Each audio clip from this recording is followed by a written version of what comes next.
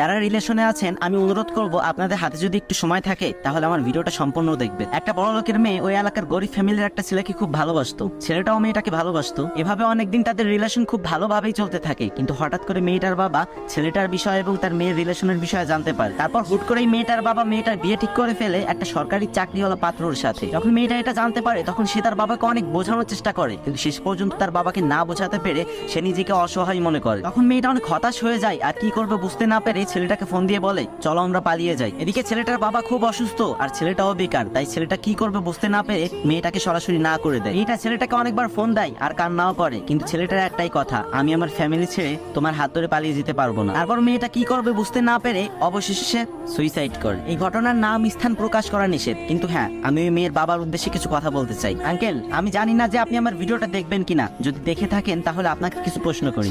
আচ্ছা, আপনার মেয়ে মারা গেছে, আপনি তো অনেক খুশি হয়েছেন তাই না? আপনারা মেয়ের বাবারে এমন কেন বলেন তো?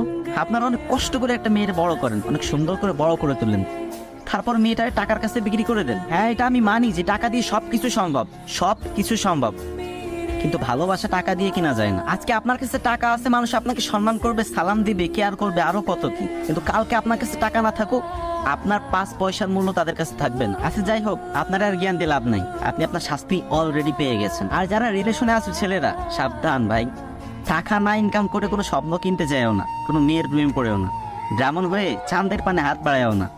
বাস্তবতা কিন্তু খুব কঠিন। তুমি কালো হও, গাঁজাখোর হও, ফর্সা হও, কোনো সমস্যা নাই, টাকা ইনকাম করবা, যেই মেয়েটারে পছন্দ হয় টার্গেট করবা, শুধু মেয়েটারে না, মেয়ের বাপ মা সহ কিনে নিয়ে চলে আসবা, কথা শেষ।